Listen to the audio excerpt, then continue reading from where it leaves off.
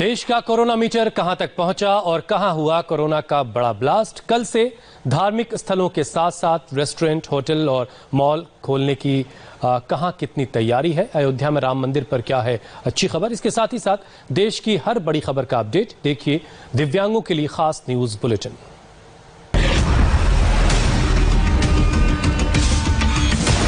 भारत में killer virus की रफ्तार पर लगाम आखिर कब लगेगी, इस वक्त ये सबसे बड़ा सवाल है, क्योंकि हर दिन के साथ कोरोना देश में नया रिकॉर्ड बना रहा है। 24 घंटे में एक बार फिर कोरोना के करीब 10,000 केस सामने आए हैं। इसी के साथ कोरोना का ऑल इंडिया मीटर अब 2,46,000 के पार पहुंच गया है, जबकि देश में अब तक 6,929 लोगों की मौत हुई है।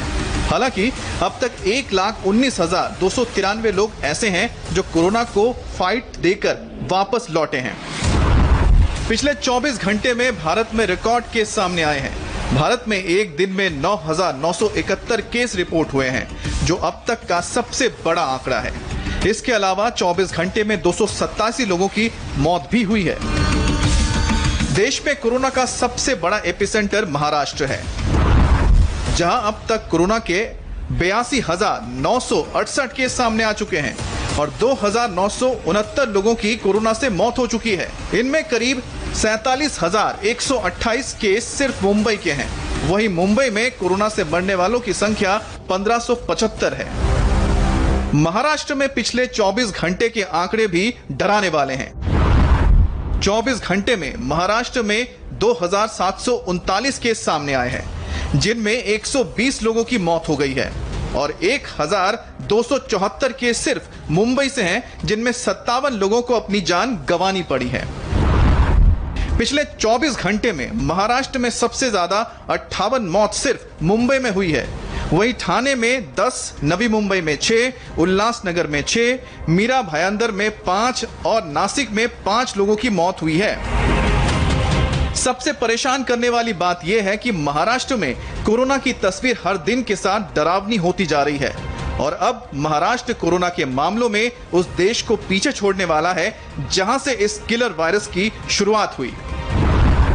महाराष्ट्र में इस वक्त 82,968 कोरोना के केस हैं, जबकि चीन में इस वक्त 83,036 केस हैं।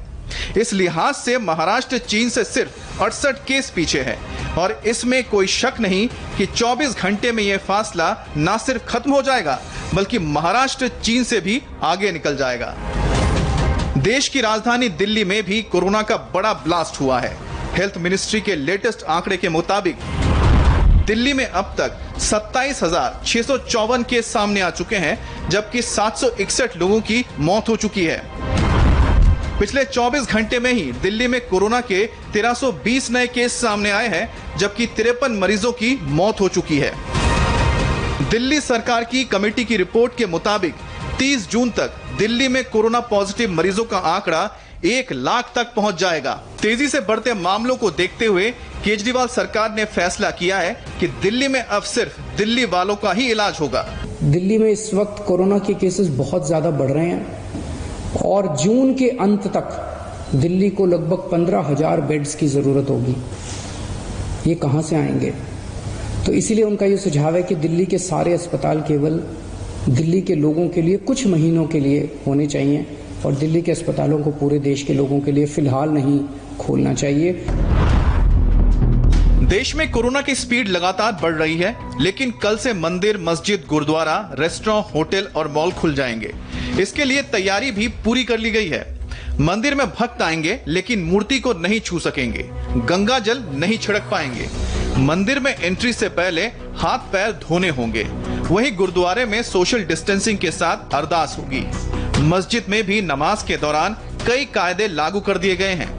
इसी तरह रेस्टोरेंट में लोगों को 6 फीट की दूरी का ध्यान रखना होगा। होटल्स में बिना सैनिटाइजेशन के एंट्री नहीं होगी। राम जन्मभूमि परिसर में मंदिर निर्माण को लेकर तैयारी तेज होने वाली है। 10 जून को भगवान शिव का रुद्राभिषेक किया जाएगा और जल्द ही राम मंदिर निर्माण का काम शुरू हो जाएगा। राम मंदिर निर्माण समिति के अध्यक्ष नृपेंद्र मिश्रा और ट्रस्ट के महासचिव चंपत राय की अहम मुलाकात कल दिल्ली में हुई। चंपत राय ने अयोध्या में राम मंदिर निर्माण की डिटेल जानकारी निपेंद्र मिश्रा को दी। लॉकडाउन के बाद अब मंदिर निर्माण में तेजी से काम होगा। लंका विजय से पहले जैसे श्री राम ने भगवान शिव की आराधना की थी, उसी तरह भगवान राम के भव्य मंदिर निर्माण से पहले महादेव की आराधना की जाएगी। राम जन्मभूमि परिसर के कुबेर टीला पर विराजमान शशांक शेखर के मंदिर में 10 जून से अनुष्ठान शुरू होगा और इसी के बाद राम मंदिर पर काम शुरू होगा। मंदिर निर्माण के लिए फाउंडेशन बनाने वाली कंपनी L&T काम की शुरुआत करेगी।